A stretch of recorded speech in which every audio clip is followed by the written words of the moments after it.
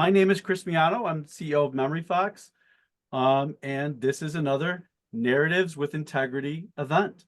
Thank you all for coming. If you're feeling up to it, and I know some of you have already, go ahead and let us know what organization you represent in the chat and what city you're checking in from. It's always great to see that, right? And then be joined by our common interest in telling stories ethically and kind of see who else is interested in those sort of things. So it's great to see those common values. Definitely a special thanks and gratitude to our esteemed panelists for taking the time to share their insights about ethical storytelling, which to me is one of the most important things on the planet right now as we get into this like AI and very social media world where everybody's going like this, and how we can bring people together and do it ethically, I think is just so rewarding to hear from people like you. So I especially want to thank Carly Euler from my marketing team for putting this all together. She is amazing. And I'm so blessed to have her be able to put all this together. So this session is being recorded and it'll be sent to everybody who registered within 24 hours of the event. So be looking out for that email. And so without further ado, I will introduce all of the panelists. First up is Floyd Jones. He is the founder of Back Black, a multi-platform initiative that has raised over $1.3 million for 770 Black-led nonprofits. Throughout his career, Floyd has built social impact communities globally, raising over $20 million for grassroots organizations and speaking at over 50 conferences across America. I'm sure you're all very familiar with that. Kylie Lyman, sorry, I knew to get that right, directs Horizons National's marketing and communication efforts in support of both existing and prospective affiliate sites. She is responsible for maintaining Horizons National's external presence as well as affiliates' websites. Horizons National takes great pride in telling stories through strength-based messaging at all levels of the organization. Next up is Josefina Casati. Josefina Casati. Yes. Is the Senior Director of Communications at Grantmakers for Girls of Color, otherwise known as G4GC. G4GC is the primary philanthropic intermediary dedicated to mobilizing philanthropy to abundantly resource girls and gender non-conforming youth of color in the United States. So thank you for what you do. And last but not least is Kristen Sucraw. She is the executive producer of Story Find Films. She is an award-winning professional storyteller, licensed professional counselor, national speaker, as well as the author of the new groundbreaking book, Story Find, the handbook for finding and telling your nonprofit's most impactful stories. So yeah, all right. Thank you all for being here. Carly even wrote out the names and I practiced them earlier and I still got them wrong. So let me just make that abundantly clear that even that doesn't get through my thick head sometimes, but that's okay. Okay, let's get into it. Question number one. This is for Floyd and certainly anybody else who wants to join in afterwards because I think it's a very, very rich topic. So let's start. This is from Edwina. So let's start with a broad look on the topic of building a culture of ethical storytelling at your nonprofit. What are the key principles of ethical storytelling that you prioritize when training your team? Thank you, Chris, and thank you to all the amazing panelists. Thank you to everyone else for being here. I feel so honored to be with this group. I really love this question because when I read it, the first thing that popped out to me is thinking about culture, right? So if you're talking about culture, culture really means that it has to be embedded within the fabric of your organization. It can't just be something that you slap on at the end and say, okay, let's think about, is this ethical now? It really has to be interwoven into how your organization operates, right? And so when you're thinking about how your organization operates, I always go back to intention, right? What is the intent of what you're trying to do? But also, what is the intent of the actual story that you're trying to sell?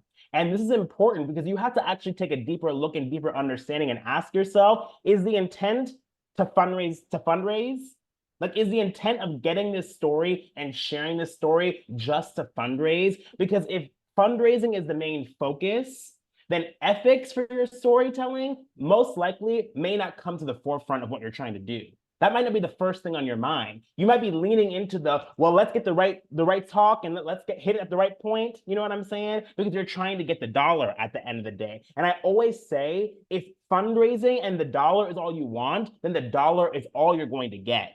But you're not building just to fundraise. You're building for believers of your organization. If you listen or follow anything that I say, I always say it's about building for believers, because believers for your organization is going to lead to breakthrough for your organization, right? So even me, right, when I'm building Back Black or when I'm working with a nonprofit, I'll use Back Black as an example. It can be so easy to focus on the negative stats facing Black-led organizations. It can be so easy to say, okay, Black organizations only get 1% of funding globally, and we can look at the stats of we only receive our annual budgets are only a quarter of the size of our white-led counterparts. But then I had to flip that on its head and say, well, what about the positive stats here as well, right? What about the fact that Black communities are the most charitable in the world, right? What about the stats that Black communities give a higher percentage of their wealth than any other background, right? So when I'm thinking about storytelling and the ethics of storytelling, I'm saying, what is the intent and how does it flow throughout the whole organization? So I have 4 key things that I always say, and I wrote them down so I didn't forget. 1, we tell stories to inform, invigorate, and inspire. Stories are spoken and never sold. Our purpose is to be a platform and a projector, and community is our calling. Therefore, consent is critical.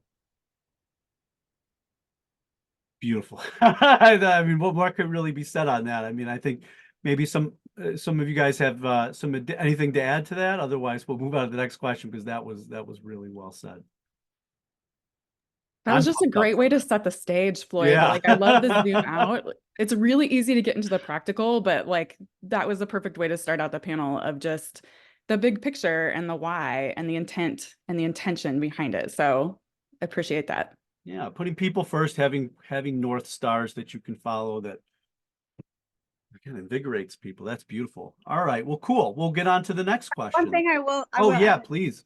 Thank you, Floyd, for that. That was really a wonderful start to the question is pretty complex, actually. How do you train your team? And I agree with you that it has to do with the culture of the organization, and everything that you do is reflected in that, right?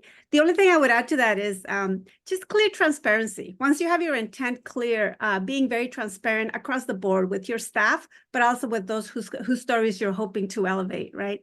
And then ultimately, it's just about building trust and relationship building. So those are the only other things I would add to that. Awesome, fantastic. All right, we'll move on to question number 2. This is for Kristen and Kylie. So this is from Sarah. So I'd like to hear about what first steps you can recommend for nonprofits who are truly at the beginning of creating ethical storytelling processes. How do folks start building a good bank of ethical stories? And then Kristen, we can start. Okay, I'll dive in. I never know if I should go first. Also echoing Floyd, thank you so much for having me today. It is an honor to be able to speak to this topic, and it's one that I don't take lightly, because your storytellers are the heart and soul of why you do what you do. So when you are asking them to share the most vulnerable pieces of their lives, you're asking for a huge gift.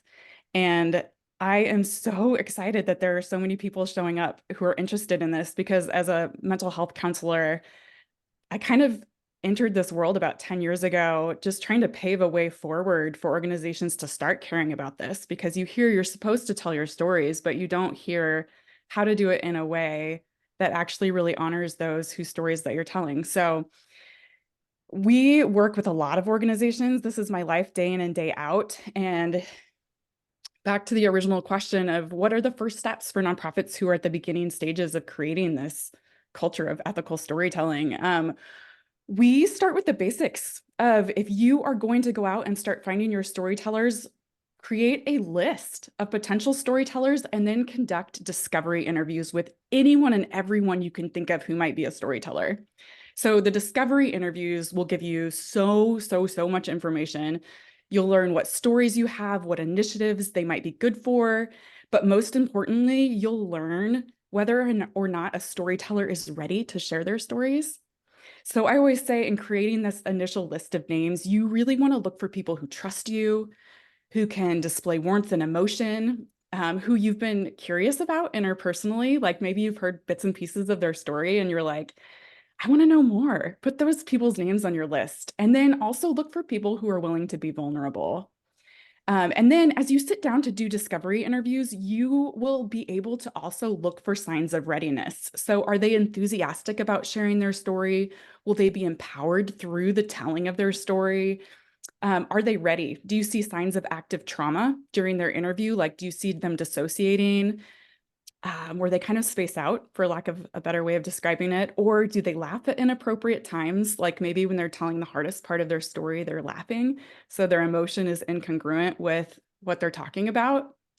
And then, of course, like, did your interview with them end with a true sense of hope? And if it did, and all of those things are in place, those might be great storytellers for your organization. So those are the first steps. Like, create a list of anyone you can think of, conduct discovery interviews with them where there's no expectation that their story will be used in any way. You're just learning and gathering information. I love that. And then discover if people are ready. Yeah, meeting them on their own terms, sort of. I love Yeah. that. That's awesome. That's, yeah, I would kind of say very much of the same thing. I would also say, even before you start thinking about gathering these stories and who you're going to go to gather them, think about who is going to be gathering them. Who is going to be out doing these interviews? Who is going to be talking to these people in the field, in their own environments, and actually being the one who's trying to get this information? Because often that really means that we need to take a close look inward first and examine our own biases and examine how we might perpetuate stereotypes and examine all the ways that we might honestly re-traumatize people in story gathering. And that's something we have to be really, really careful of. So I guess I would say that, before even thinking about the stories you want to gather, think about who is going to be gathering those stories and how can we train those people to be the most effective story gatherers for the people who we are gathering stories from. Love it, love it, love it. Anybody else, anything to add?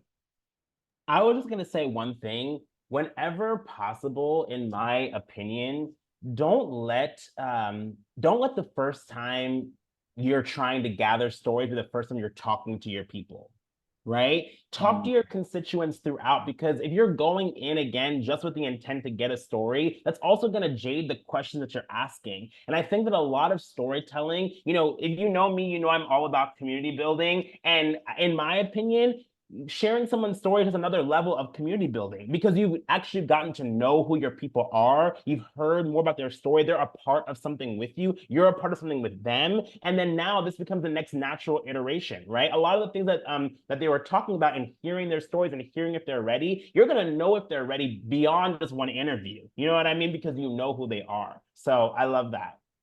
It's almost like it goes back to that culture of storytelling. It's consistent. It's not just at the end of the year trying to get all these stories because we got to make up for all the time we lost. It's all year round and elevating people. That's beautiful. I think that's really great. Well, cool. All right, we'll go on to the next question. This is for Josephina and then Floyd. This is from Samantha. What's the best way to get program staff comfortable with passing along possible story candidates? Thank you, Chris. It's Josefina. It's a soft J. Josephina, I'm so sorry. I'm so sorry. Okay. It's been a crazy day. Yeah. Just being in this panel and hearing some of the answers that others are sharing, there's just gems that cross collaborate on all of the same foundations, right? I think the best way to make program staff comfortable is to engage them early, and which is something that Floyd and Chris and everybody has already said.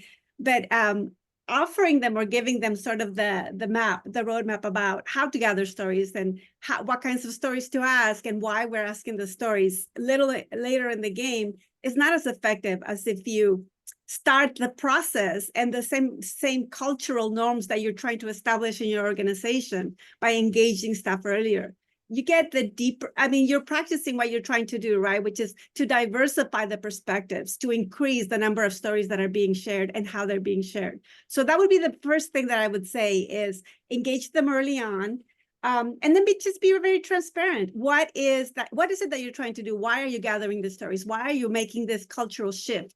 And what stories you gather and how you gather them? Why are they important? How do you intend to ensure collaboration across? And then, consent is key. Consent not only from participants who are gathering the stories, but most importantly from storytellers, and making specific approaches to allow individuals to control their own narratives. That's something that we don't often do. My background has been in journalism, so I spent decades with journalists who are explicitly focused on being ethical and trying to get every aspect of the story. We don't always do that in other spaces. We don't always do that in nonprofits, and especially in philanthropic spaces or other communication spaces where getting the dollar or making the marketing story is key. So there is so much respect that I have for the approach to be as inclusive and multi-leveled as possible. But sometimes one of the things that we miss is being respectful and protecting the individuals. And so unfortunately, there's unintended consequences that really harm them. If we can show to our staff that we're taking care of and thinking about all these things, I think that they would be most likely to put their vulnerable relationship with their grantees or with the individuals and bring those into the team. Absolutely, absolutely. Floyd, anything else to That share? was so powerful. Josefina, thank you. I don't have much to add. I actually, if it's okay, I wanted to ask you a follow-up question, Josefina. Being that you have this background, first of all, is that okay? Can I ask you a follow-up question? Okay. But being that you have this background in journalism, is that something that you find that you are now training your staff on? Because I think for me, what I've done before was, here is like a sample script you can go through. Here's some sample questions that you can go through. But do you train, like, do you go through a specific training with your staff? I'd love to learn a little bit more of that. And I think that would help the audience too. So I have to say I'm very fortunate that my staff, most of the team members I work with, have a background themselves in journalism. So it's just a sweet spot for me. But yes, I think that especially when we're working with G4GC, we have other almost 400 grantee organizations across the US and territories. And our focus is on youth of color, right? So it's 24 and under or 25 and under.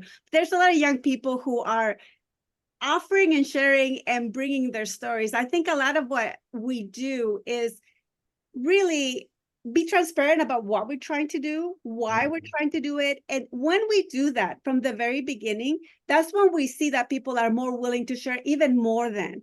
But really, Floyd, I'm going to circle it back to what you said in the beginning. Everything we do shows that. If we have a misstep or we don't approach something with love and respect, everybody can see clearly that we are not honoring their stories and honoring their sovereignty over their aspects that they're trying to share out in stories. Love it. Their sovereignty, I like that. That's a great way to think about it. Cool. Anything else? Anybody else to add on that one? I think we wrapped that one pretty good. That was beautiful. And thank you, Floyd, for digging a little deeper on that, because that's a big problem. It's a hard part of this whole process. So, all right, well, then let's go on to question number 4. And this is for Kylie and Josefina. And this is from Jennifer. What ideal ways to help current staff reframe how they share stories about clients? For example, move away from saviorism, etc. Especially if there is a this is how it's always been mentality. I'm happy to start off if that's okay, Josefina. Yeah. What I have found, particularly with individuals who are prone to say this is the way it's always been done, is that people sometimes are just unaware that there are other choices. Some people, many cases in our instances of this is how it's always have been, were really more like, I didn't even realize that there was a more positive alternative or a better option of a way to speak. Especially in nonprofit, at least what I've found is that it's rare that people are trying to intentionally be harmful with their language and intentionally, create trauma and create, perpetuate stereotypes with their language. So a lot of the time, just pointing out the greater accuracy, the greater respect, the greater agency that comes with using strength-based messaging, that kind of language is a big eye-opener for people. Sometimes people really just don't even realize. And even if, you do still encounter resistance, we did have instances where people would say, strength-based messaging might mean we're not actually going to talk about the problem. We're not actually going to address the real challenges. We're not actually going to do this. And it's important to keep reminding them of your why. I think what we all tend to kind of get really bogged down in is the what we're doing, and we tend to forget about the why. And for us, especially, my organization works with students, and a big tenet of positive youth development is using strength-based messaging and is using positive language that is empowering to these students. So the more that you can remind people that this really is a best practice, this really is central to the positive development of individuals, I think is all the better.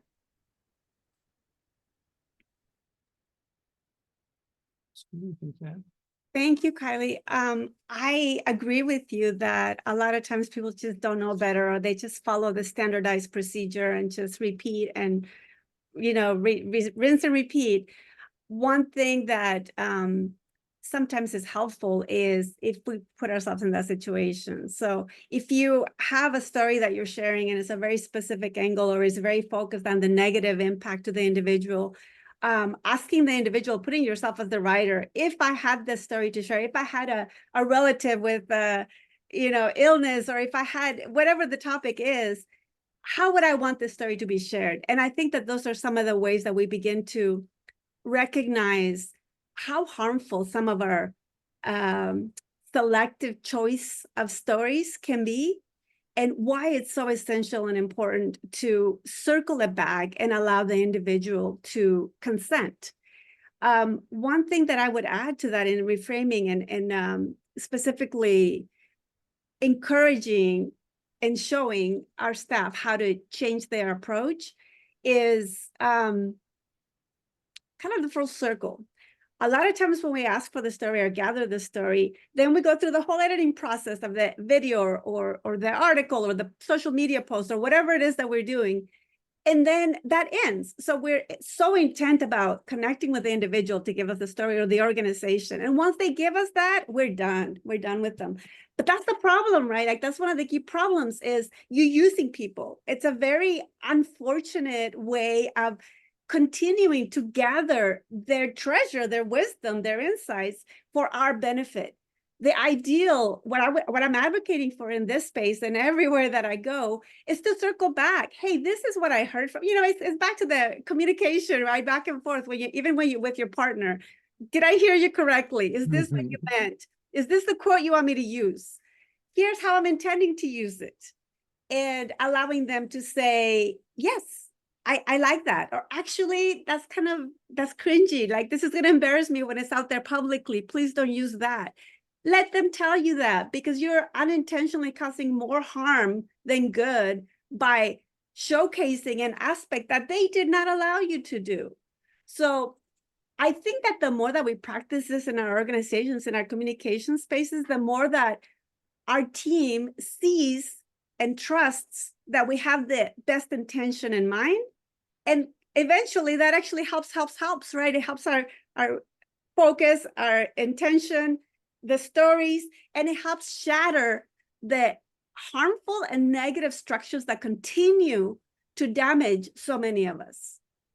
That's pumped me up. I would even take it a step further. There's a great business outcome at the end of that, because impact stories are the best thing in the world for influencing donors. You'll get more stories, you'll get more rewarding and available stories if you build that ethical storytelling culture.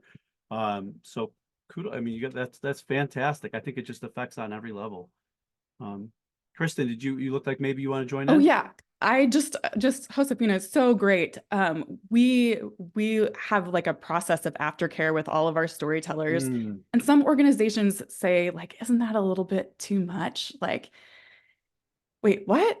Too much? Like, they just gave the deepest part of themselves to you, and you can't follow up with a phone call a week later and say, what was that experience like for you? Tell me what would you have said differently if you did it again? Are you experiencing any regret?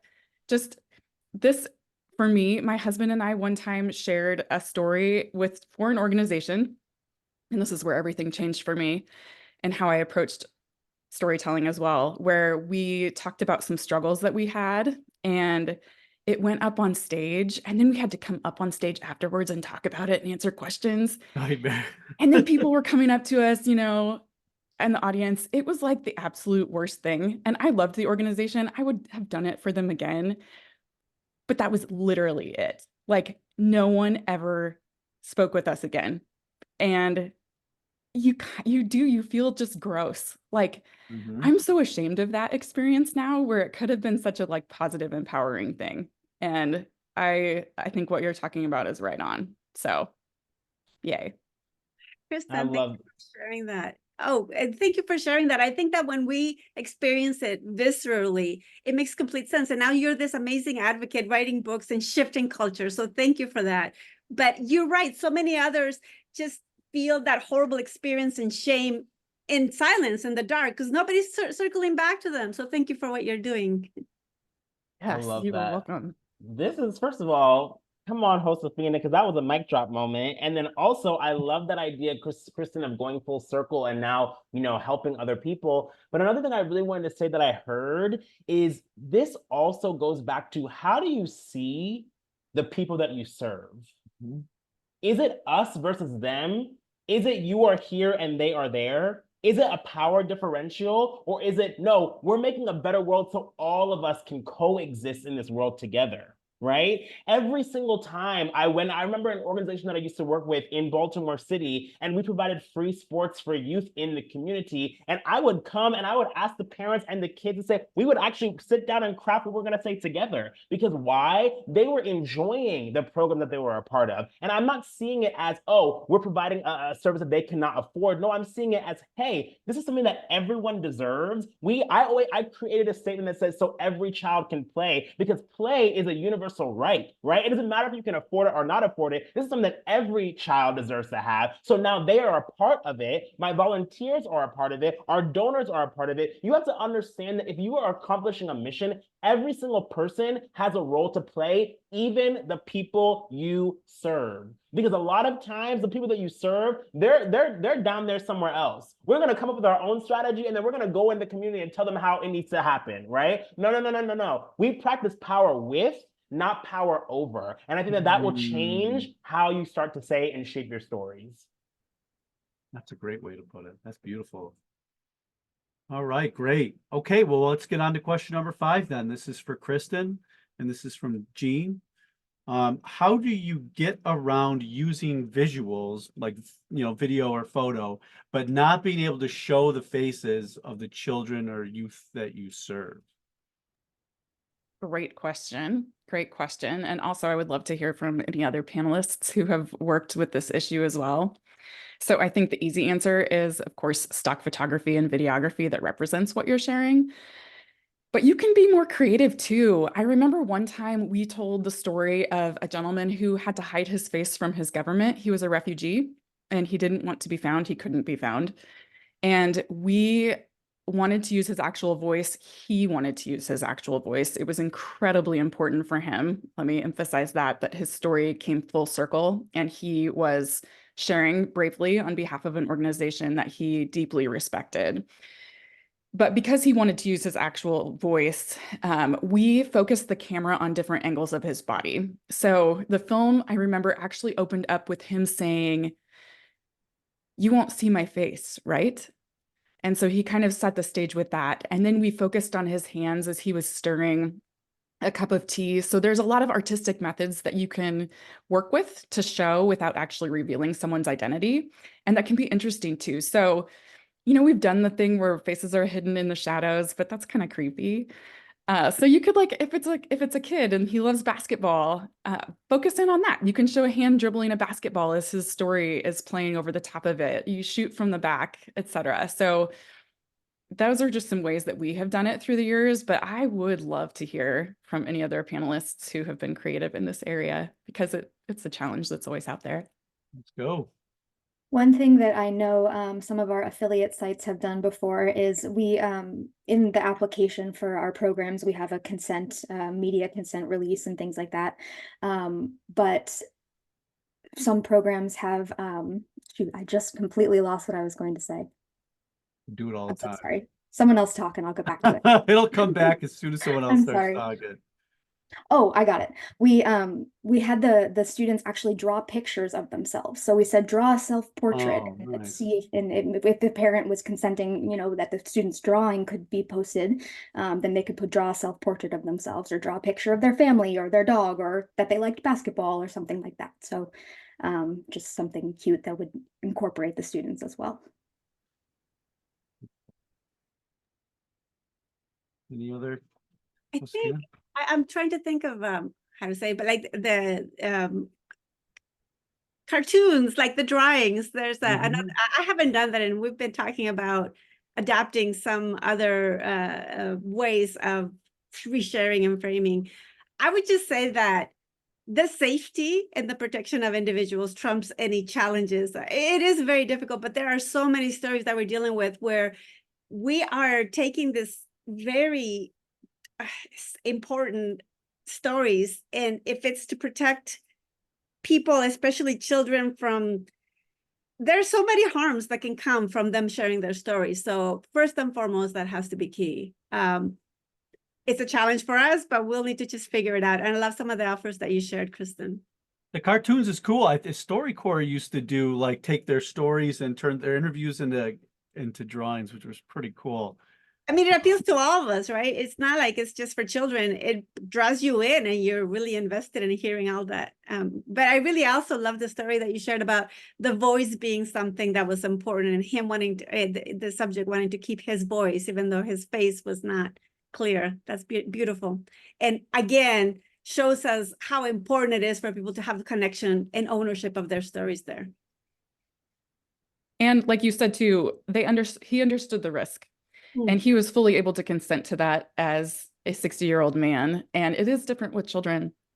And they don't always get to consent to full understanding of what the risk is of sharing their story and where they might see themselves in 10 years and looking back on what they shared. Will they be proud of it, etc. So yeah, it is different with kids.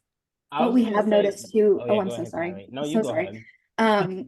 Just a real quick, what we have noticed too is that even if a parent, or a family member fills out that consent release form, that doesn't always mean that the student does consent. So it's very, very important to make sure that, even if you're got consent from the family, you have to ask every time and make sure that that student does consent to having their face online. Because it's not just up to the families, it's not just up to the guardians, it's not just up to the people who live in the house with them. It's very much up to the individual.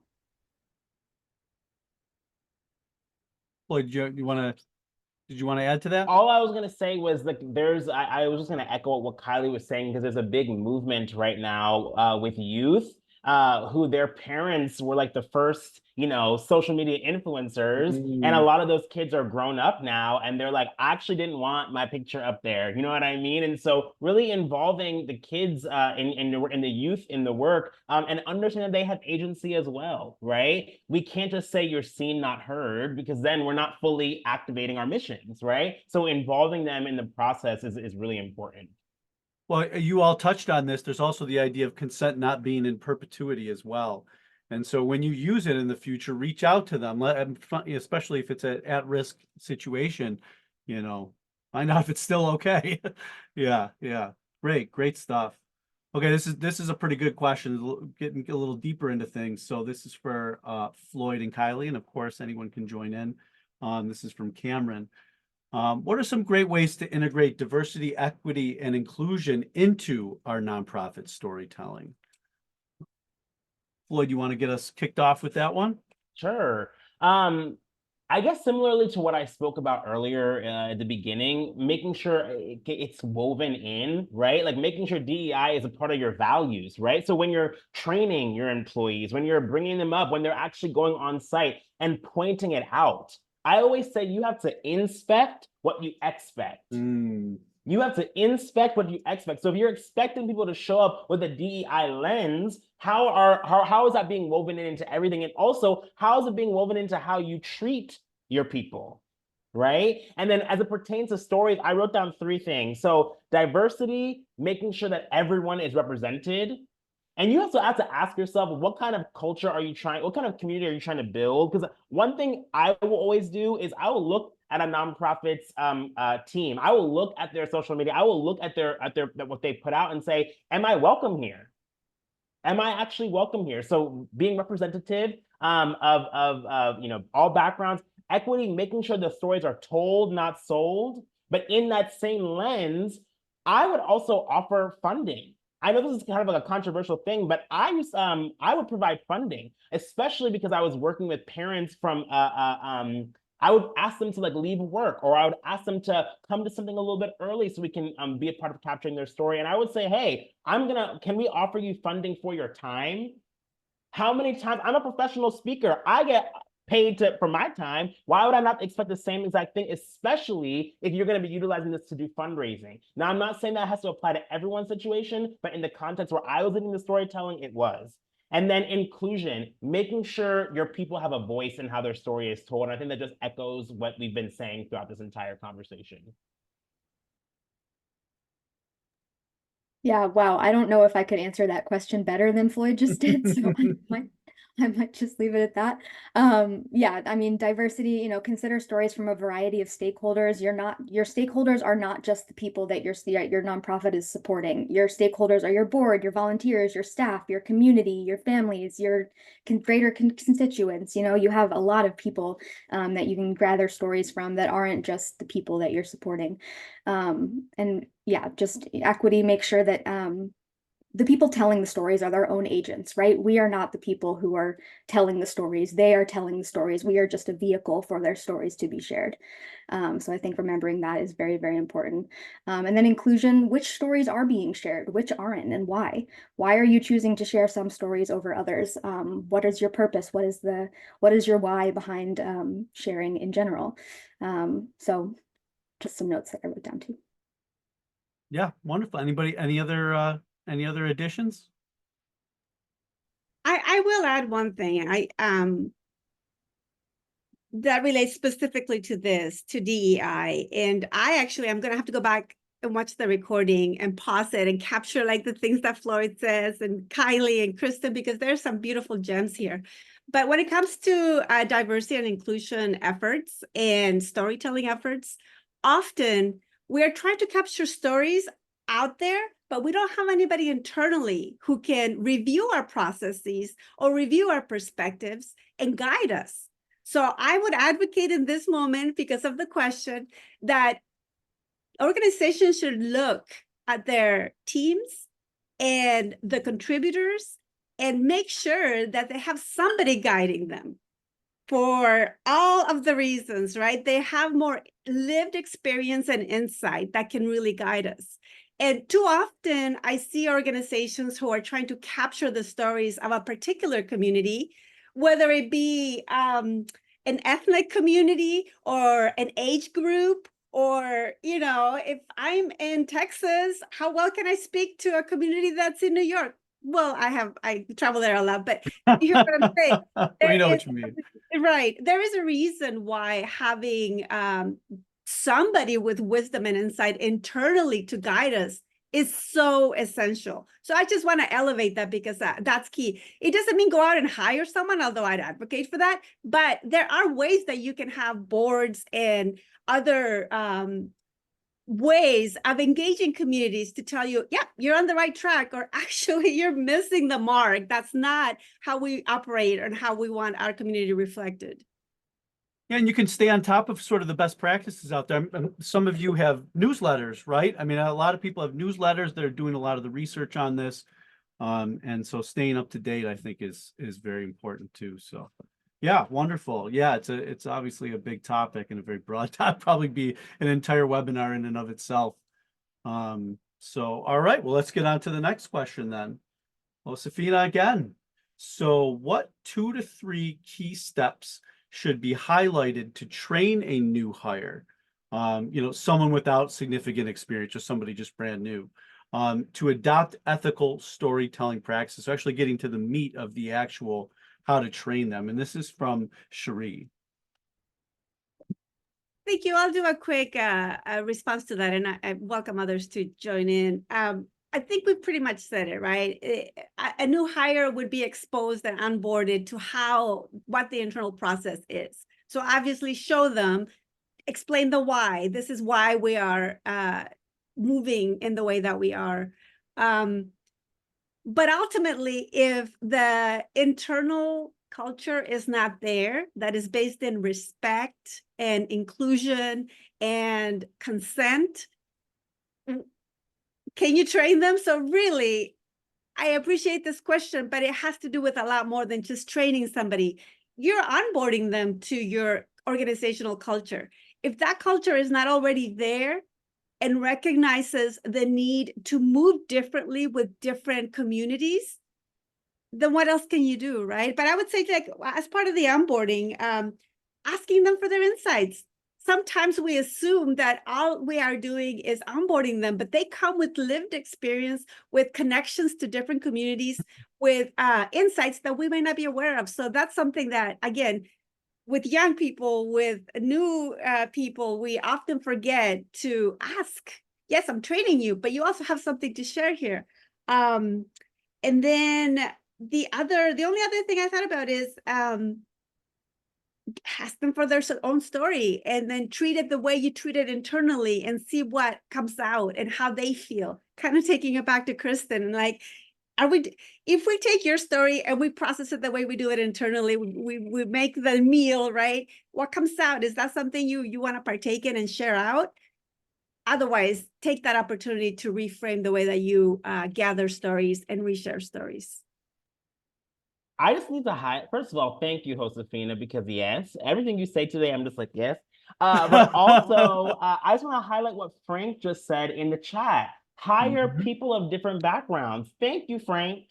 Can I tell you something? I have worked with small organizations. I have worked with big organizations. I have worked with Fortune 500 companies. I have worked with startups. Don't tell me that you can't hire people from different backgrounds. I always say it takes doing the extra work. And if you're not willing to do the extra work up front, then it's not embedded within your organization. It's not embedded within your culture, right? Because there are so many people out there. And also just to piggyback on what Josefina was just saying, I like to do mock interviews. I'm like, okay, if we're gonna have you out in the field, interview me. And then I'm also gonna interview you. And at the end, I'm gonna ask you an important question. I'm gonna ask you, how did that feel for you?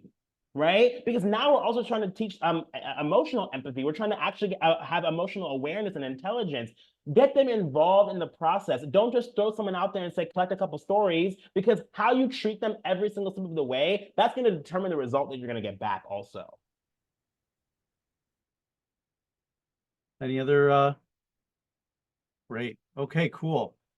This one is for Floyd. And this is from Nadia. So our September panel will be focused around this topic specifically, just a little teaser for the future.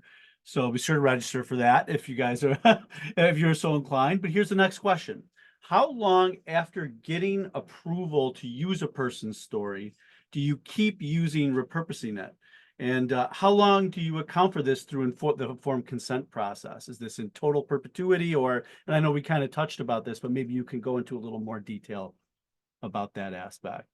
Maybe someone might be able to answer this a little bit better. So I'll use two different experiences. So I'm also a creator, and I've made content for like really big brands as well. And so a lot of times they ask for general use agreements, and they will be able to have your content and be able to utilize that content, forever. So that's one way that you can approach it if you would like to. But what I've done before, I like to think in terms of campaigns, right? And I'm like, okay, hey, we are utilizing this story for this specific campaign, and our intent is to do XYZ thing, right? And I feel as if, you know, if the intent doesn't change, right? If you're not intending for something different, or you have a different, you know, methodology for what you're trying to do, I would say you could potentially continue using that story again. But if it does change, that's when I would reach out again. But especially also if you're, you know, talking about something triggering or traumatizing, I wouldn't necessarily continue asking for that same thing over and over and over again.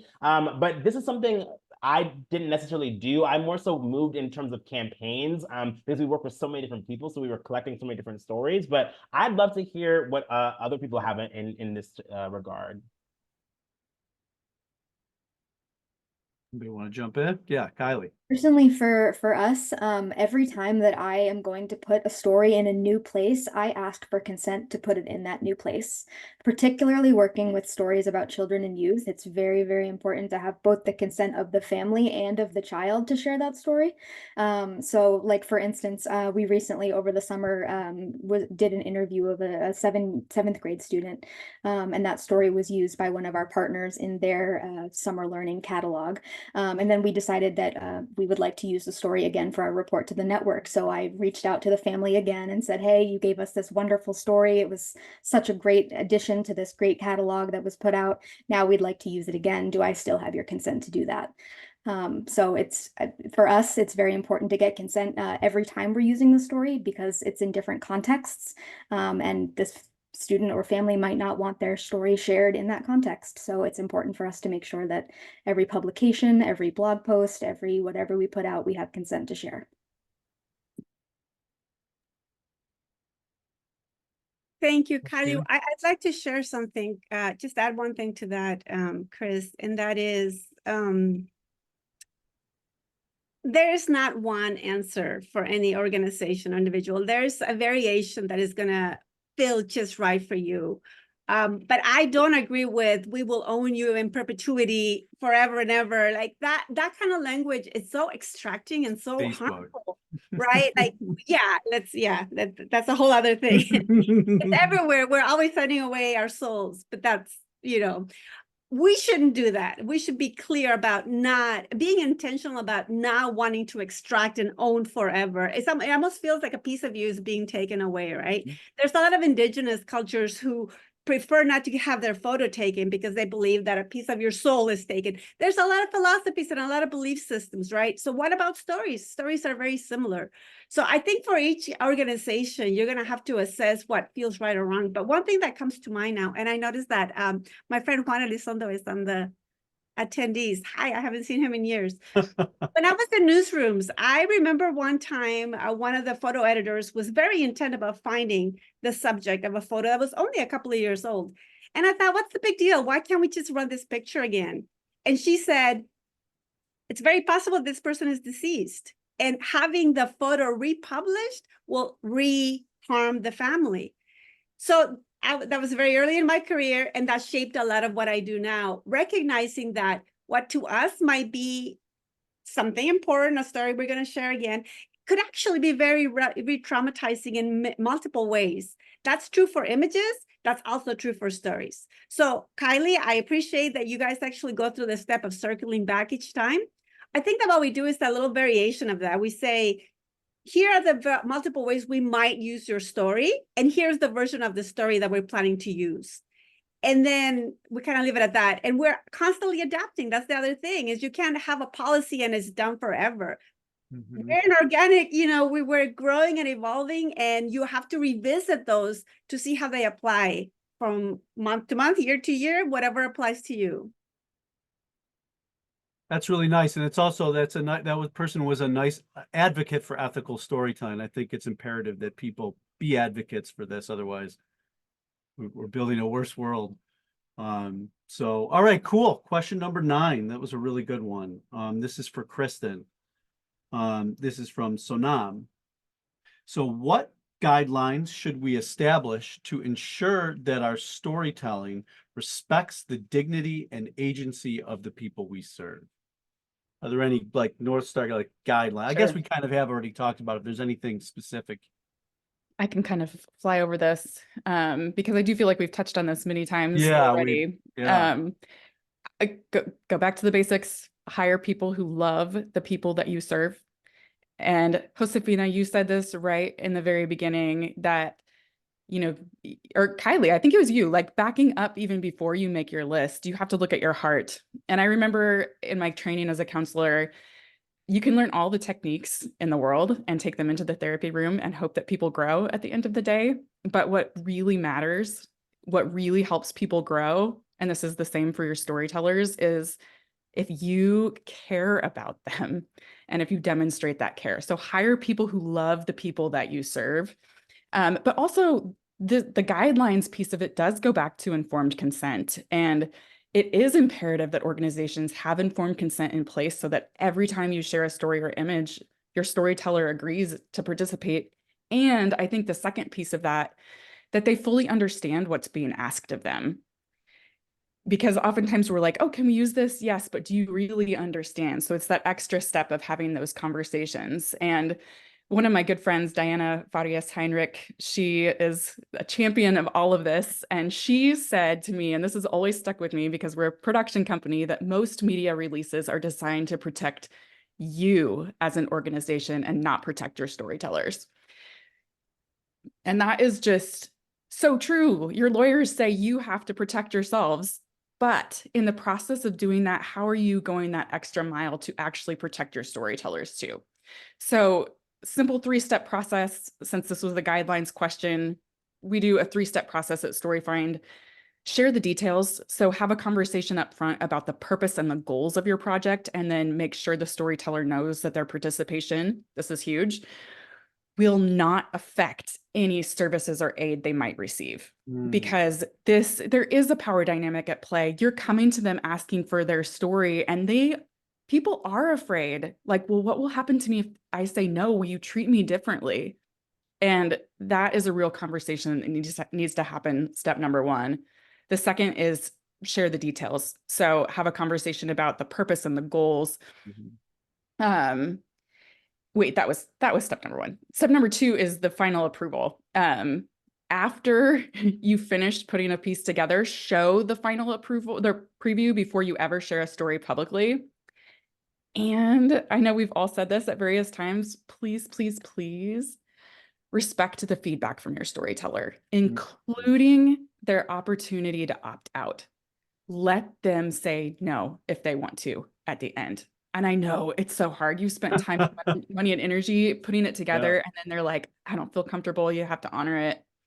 And a lot of times we have clients too who are like, oh, do we have to ask? Can we just share it and then tell them that it went really well? No, you have to ask. And finally, just that aftercare piece. So follow up after their story has been publicly shared, and ask how they feel about it, but share the results that you've seen, because they want to know, like, how did my story change your organization? So those are the 3 things. It's really share the details up front, get final approval, follow up. Easy. That's it. Easy. Yeah. Loving people's easy. Well, cool. All right. So we're going to flash forward, and we are going to do our wrap-up question, which I think everybody will find very rewarding, maybe a little practical too. So this is for all panelists, and we'll go Josefina, Kristen, Kylie, and then Floyd will wrap us up. And this is from Victoria.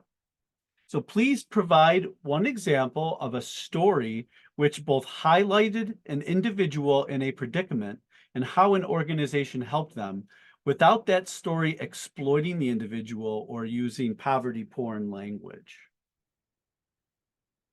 So we'll get started with Josefina. Thank you.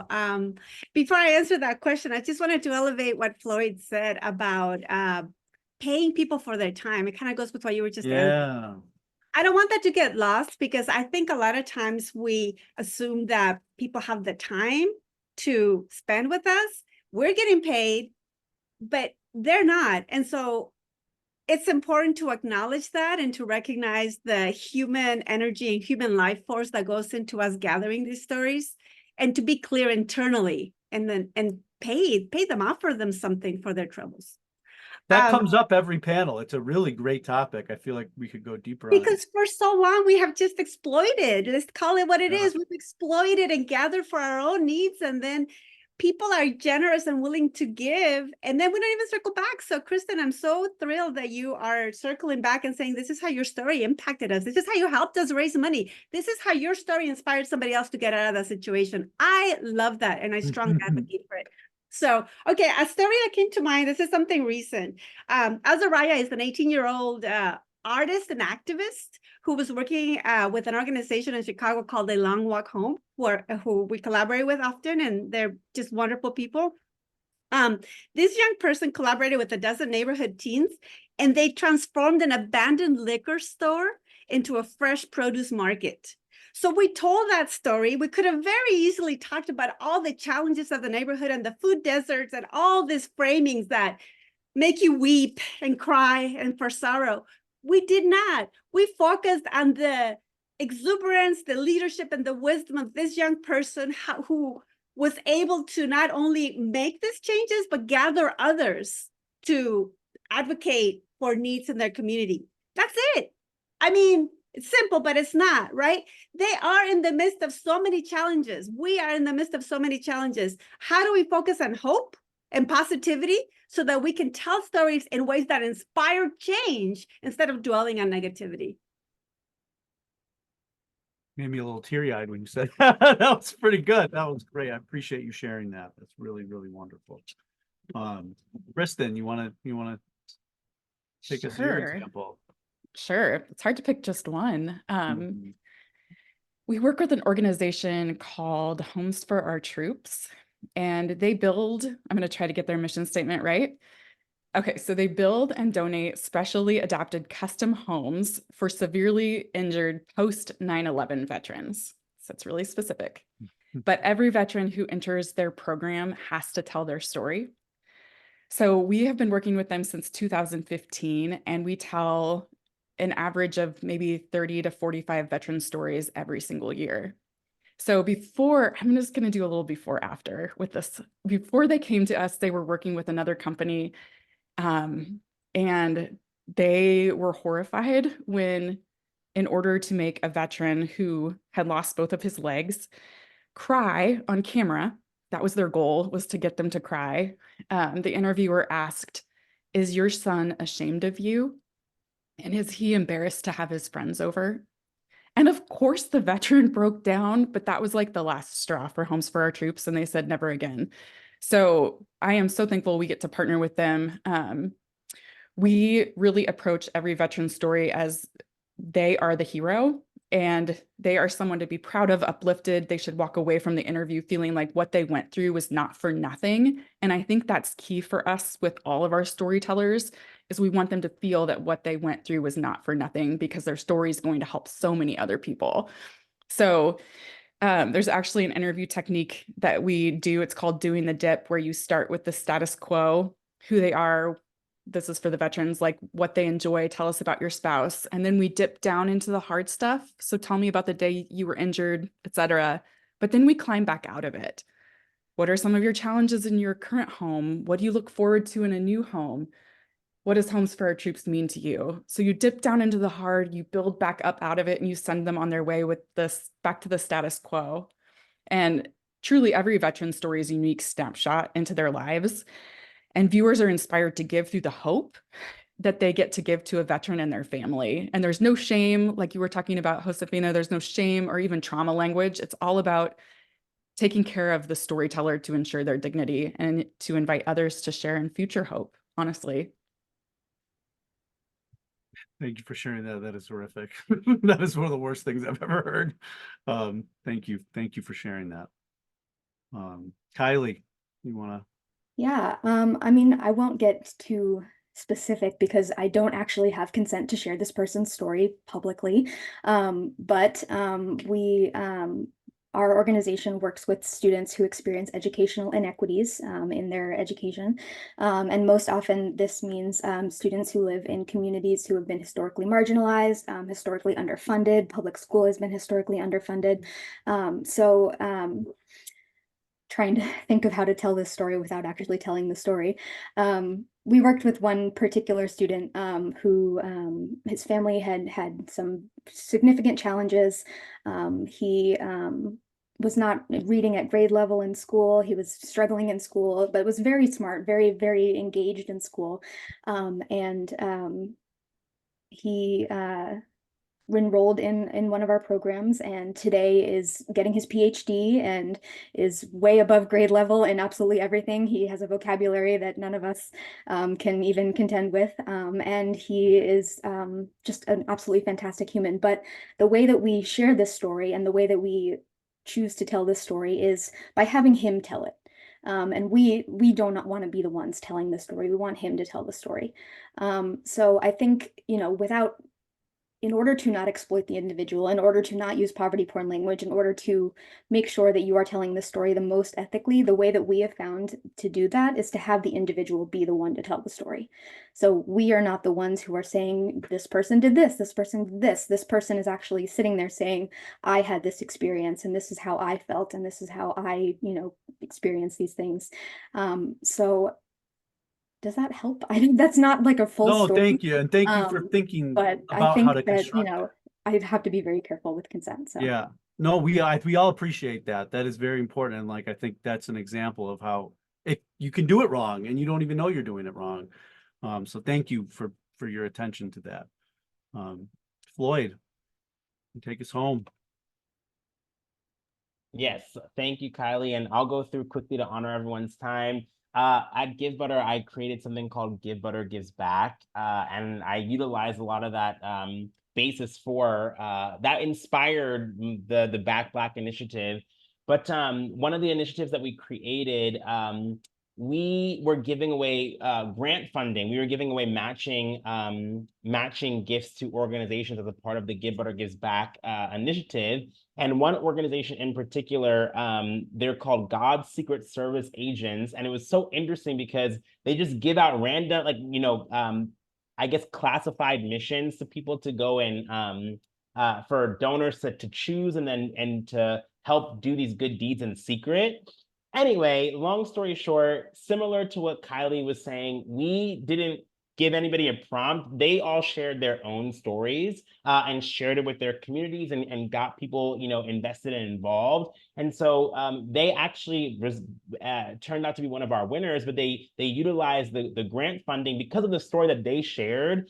They got a grant, but then also used that grant to raise even more money, and it was able to build a school in Kenya. And then so the founder reached out to me and was like, thank you so much for this, you know, this initiative and this challenge. You know, because of it, we were able to complete building our project. And then they put our name on the wall in the school. And I was like, wow, it was like a very full circle moment because, you know, she decided to take ownership. It was her story, it was the story of her organization. And then that got their people involved. It wasn't really like us doing something to kind of coerce or anything. It was all their story. And I think you can hear that. And I hope that if you take away anything from today's conversation, it starts with your people. It doesn't start with you. It starts with your people. It starts with your community. It starts with them sharing their story and understanding that you're in it together. That's how you get to the next level. So thank you. All right. Well, wonderful. Thank you all so much.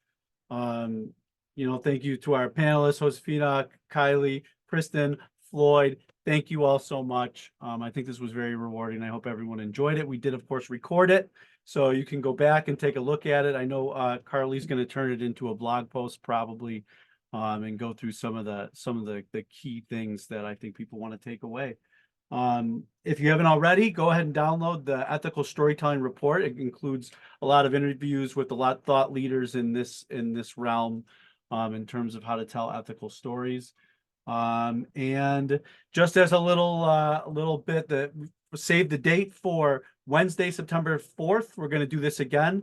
We're going to be discussing everything involved with consent. I know that was a big piece today, and of course you could do an entire panel just on consent, because that's sort of the keystone to everything, is informed consent. So if you want, drop your email in the chat. We'll notify you directly. Otherwise, just look out for our email.